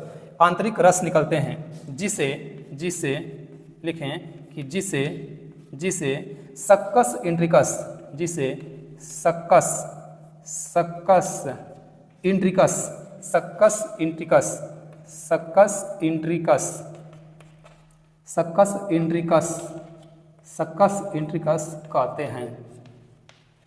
इंट्रिकस कहते हैं। उसे क्या बोलेंगे? सक्कस इंट्रिकस बोलेंगे। इसको आप लिख सकते हैं, अंग्रेजी में लिख सकते हैं। क्या लिखेंगे? सक्कस इंट्रिकस, SACCUS, सक्कस इंट्रिकस, INTERICUS। क्या बोलेंगे? सक्कस इंट्रिकस बोलेंगे। क्या बोलेंगे? सक्कस इंट्रिकस कहते हैं। यहाँ तक कोई दिक्कत, कोई परेशानी नहीं। अब कौन कौन से निकलेंगे एंजाइम, उस एंजाइम का नाम क्या है, उसका काम क्या है, उनको हम सीखते हैं, ठीक है। लेकिन जो इलियम में जो विभिन्न प्रकार के जो निकलते हैं एंजाइम, उसी एंजाइम के समूह को क्या बोलते हैं? सक्कस इंट्रिकस कहते हैं, ठीक है। अब कौन कौन निकलते हैं एंजाइम उसको हम पढ़ते हैं। इसका एक बार आप पुनः लीजिए स्क्रीनशॉट, हम चलते हैं आगे। लीजिए, हो गया। चलिए मिटाते हैं और चलते हैं इसके हम लोग आगे। इसको मिटा दें, चलिए मिटाते हैं और चलते हैं इसके हम लोग आगे। यहाँ तक कोई दिक्कत, कोई परेशानी? उम्मीद करते हैं कोई दिक्कत नहीं होगा, कोई परेशानी नहीं होगा, ठीक है। इसको मिटाते हैं और चलते हैं आगे। तो छोटी आंत में निकलने वाले कई विभिन्न प्रकार के जो एंजाइम है, जो रस हैं, उसको बोलते हैं, क्या बोलेंगे? सक्कस इंट्रिकस बोलते हैं। क्या बोलते हैं? सक्कस इंट्रिकस बोलेंगे, ठीक है। अब कौन कौन निकलते हैं एंजाइम उसको हम लोग ध्यान देते हैं, ठीक है। पहले निकलता है इरेप्सिन। कौन निकलेगा? इरेप्सिन। फर्स्ट की बात कर लें, फर्स्ट नंबर पे कौन होगा? इरेप्सिन फर्स्ट होगा इरेप्सिन। और जो इरेप्सिन है, इसका काम है क्या कि यह प्रोटीन को पचाता है, यह प्रोटीन का पाचन करता है, यह प्रोटीन का पाचन करता है, यह प्रोटीन का पाचन करता है, यह प्रोटीन का पाचन करता है, यह प्रोटीन का पाचन, यानी जो प्रोटीन अभी पचा नहीं था, बचा था, उस प्रोटीन का पाचन कौन कर देगा? तो इरेप्सिन नामक एंजाइम। कौन कर देगा? इरेप्सिन नामक एंजाइम। यह प्रोटीन के पेप्टाइड को यह प्रोटीन के पेप्टाइड को प्रोटीन के पेप्टाइड को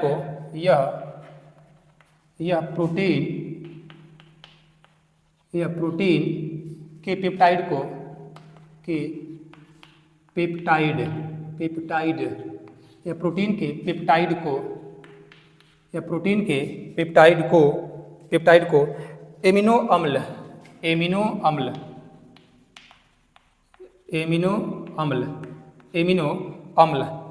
अम्ल में बदल देता है। एमिनो अम्ल में बदल देता है। यह एमिनो अम्ल में बदल देता है। और यहाँ प्रोटीन का पूर्ण पाचक होता है। और यहाँ प्रोटीन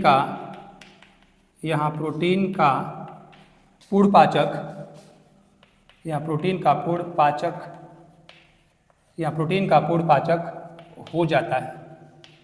प्रोटीन का पूर्ण पाचक हो जाता है। कहाँ पर? तो छोटी आंत के इलियम में। किसके माध्यम से? तो इरेप्सिन के माध्यम से। किसके माध्यम से? इरेप्सिन। जैसे हम बात कर लें तो प्रोटीन जब खाना खाए तो उसमें क्या रहा? प्रोटीन। देखिए प्रोटीन जब खाना खाए तो उसमें क्या मिला? प्रोटीन। जब प्रोटीन कहाँ था? तब भोजन में। प्रोटीन कहाँ था? तो भोजन में। भोजन में क्या था? प्रोटीन, ठीक है। और प्रोटीन से क्या बन गया? पेप्टोन। क्या बन गया? पेप्टोन। क्या बन गया? पेप्टोन। और कहाँ बना? तो अमाशय के पाइलोरिक भाग में। अमाशय के पाइलोरिक भाग में क्या बन गया? पेप्टोन। इसमें क्या हो गया? अमाशय में क्या बन गया? प्रोटीन पेप्टोन बन गया। और पेप्टोन के बाद पेप्टाइड, जो पेप्टोन है किस में बदल गया? तो पेप्टाइड में। किसमें बदल गया? पेप्टाइड। किसमें बदल गया? पेप्टाइड। और जो पेप्टाइड है ये कहाँ बना? तो ड्यूडिनम में। कहाँ बना? ड्यूडिनम। ड्यूडिनम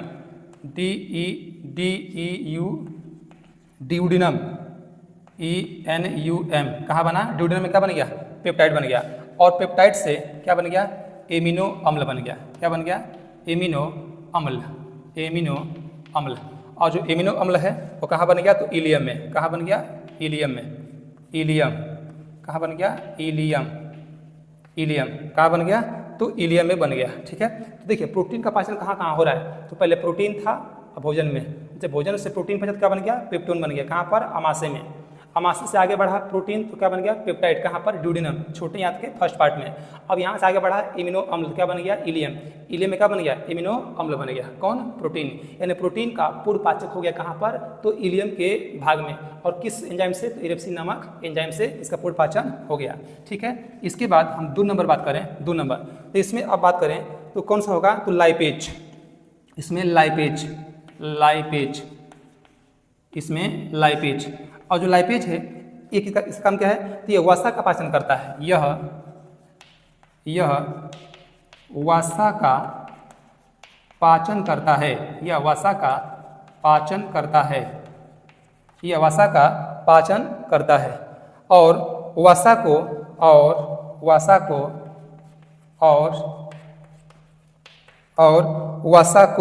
वसा को ग्लिसरॉल तथा ग्लिसरॉल या वसा को ग्लिसरॉल तथा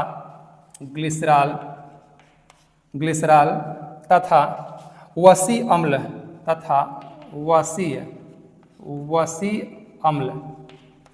अम्ल यानी कह सकते हैं फैटी एसिड। क्या बोलेंगे? फैटी एसिड में बदल देता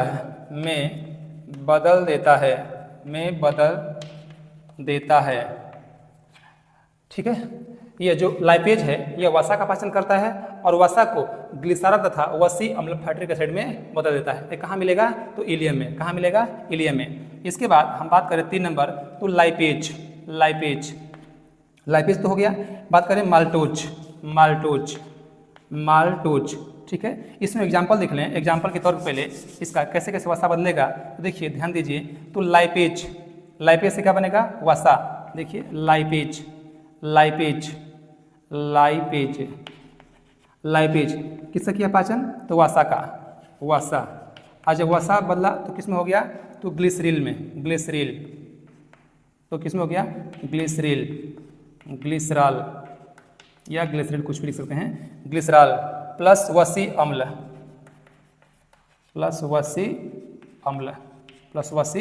अम्ल बदल जाएगा। ठीक है, अब बात करते हैं तीसरा माल्टोज। तीसरा कौन? माल्टोज। इसका काम क्या है? तो यह माल्टोज को पचाता है। यह माल्टोज को पचाता है। यह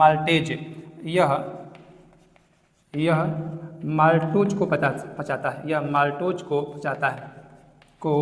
पचाता है।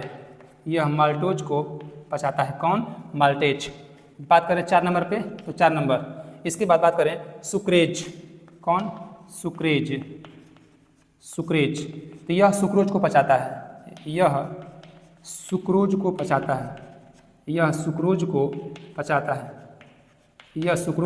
पचाता है। कौन? सुक्रेज। ठीक है, इसके बाद जो लैक्टोज है, जो 5 नंबर लैक्टोज। ये जो लैक्टोज है यह लैक्टेज को पचाता है। यह लैक्टोज को पचाता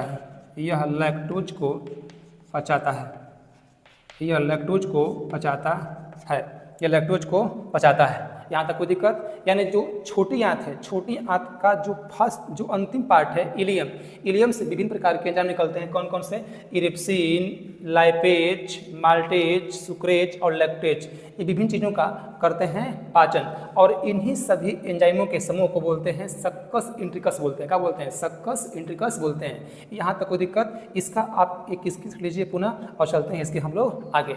लीजिए स्क्रीनशॉट, हो गया। चलिए चलते हैं आगे, ध्यान दीजिए। इसको मिटाते हैं और चलते हैं आगे। इसके हम आगे, इसको मिटाते हैं और चलते हैं इसके हम आगे। ठीक है, यहाँ तक कोई दिक्कत है? नहीं। यानी इलियम से निकलने वाले विभिन्न प्रकार के जो एंजाइम हैं उन एंजाइमों के समूह को क्या बोलेंगे? सक्कस इंट्रिकस बोलेंगे। क्या बोलेंगे? सक्कस इंट्रिकस। माल्टेज माल्टोज को पचाएगा, सुक्रेज सुक्रोज को, लैक्टेज लैक्टोज को पचाने का कार्य करेगा। इसके बाद हम कुछ नोट्स देख लें, कुछ नोट्स देखिए, ध्यान दीजिए। नोट में ध्यान दीजिएगा इसमें कि छोटी आंत इलियम से भोजन निकलता है तो छोटी आंत इलियम से उसे देखिए ध्यान दीजिए कि छोटी आंत का अंतिम भाग, छोटी आंत का इलियम भाग, छोटी आंत का जो इलियम भाग है, इलियम भाग में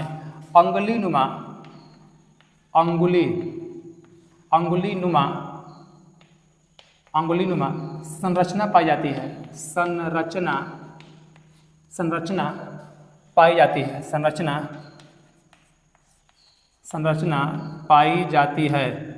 जाती है जिसे हम बिलाई बोलते हैं। इसका बोलेंगे जिसे हम बिली कहते हैं,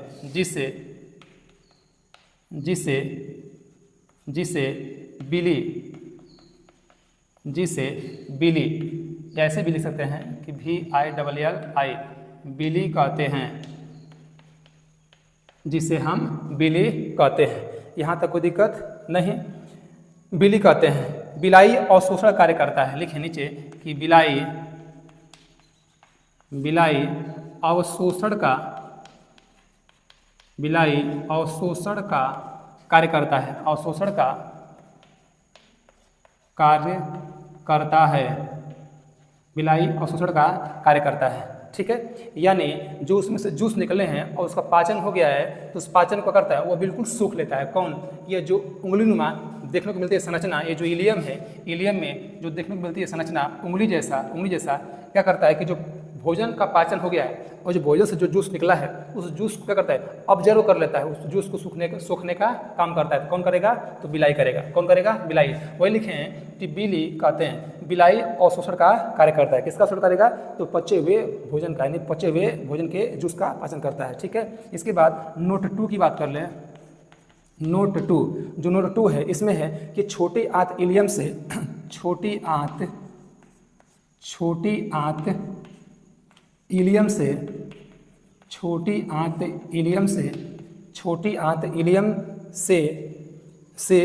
इलियम से भोजन निकलता है तो भोजन निकलता है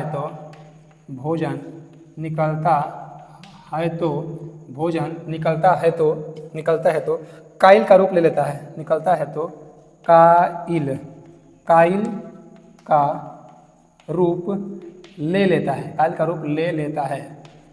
काइल का रूप ले लेता है और बड़ी आंत में प्रवेश कर जाता है, और बड़ी आंत में प्रवेश कर जाता है। बड़ी आंत में प्रवेश कर जाता है। ठीक है, यहाँ तक कोई दिक्कत? बड़ी आंत में प्रवेश कर जाता है, यहाँ तो कोई परेशानी नहीं। देखिए ये छोटी आंत है, अब छोटी आंत से खाना जैसे आगे बढ़ेगा, तो खाना आगे बढ़ेगा तो ये जो आंत बनेगी उसको बोलते हैं बड़ी आंत। क्या बोलेंगे? बड़ी आंत बोलेंगे। और बड़ी आंत बन करके यह एनस के माध्यम से कहाँ गिर जाता है? तो यह लैट्रिन के रूप में ये बाहर निकल जाता है। ठीक है, तो जब छोटी आंत से खाना जब बड़ी आंत में जाता है तो उसको बोलते हैं काइल। क्या बोलते हैं? काइल। उसे बोलते हैं काइल बोलते हैं। क्या बोलते हैं? काइल। और जब खाना अमाशय से जब छोटी आंत में आता है तो उसको बोलते हैं काइम बोलते हैं। क्या बोलते हैं? काइम बोलते हैं। तो आपने सीखा यहाँ ग्रास नली से लेकर के छोटी आंत तक कि इसमें खाना का पाचन नहीं होता है। ये 3 पार्ट में बटे होते हैं, कार्डियक, फंडिक, पाइलोरिक। इसमें से कौन कौन जूस निकलते हैं उसको आपने सीखा। जब खाना अमाशय से निकलता है छोटी आंत में तो उसे बोलते हैं काइम बोलते हैं। ये लीवर है, ये पित्ताशय, इसका काम क्या है? जो अग्नाशय इसको बोलते हैं पनिकिया। इसमें 3 तरह के निकलते हैं एंजाइम, लाइपेज, इमाइलेज, ट्रिप्सिन, और खाना का पचाते हैं। और जो बीच का भाग जो होता है जेजुनम, ये खाना का पाचन नहीं करता है, इसमें केवल खाना का विस्तार होता है। और जो ये इलियम पार्ट है, इलियम में बिलानुमा मिलती है संरचना, और इसमें विभिन्न प्रकार के मिलते हैं एंजाइम, और उन्हीं एंजाइम के समूह को बोलते हैं सक्कस इंडिकस बोलते हैं। क्या बोलते हैं? सक्कस इंडिकस बोलते हैं। और इसके सभी पार्टों को आपने अध्ययन किया। उम्मीद करते हैं आपको ये वीडियो अच्छा लगा होगा। तो आप इस वीडियो को शेयर करने का काम जरूर करें, और आप कमेंट करें, और इसको सब्सक्राइब करना न भूलें। तो आज के लिए इतना ही। जो आपका नेक्स्ट पार्ट है वह होगा बड़ी आंत। बड़ी आंत में क्या चीज़ें होंगी उसको हम सीखेंगे नेक्स्ट वीडियो में। तो आज के लिए इतना ही, मिलते हैं नेक्स्ट वीडियो में। तो आज के लिए इतना ही, नमस्कार, धन्यवाद।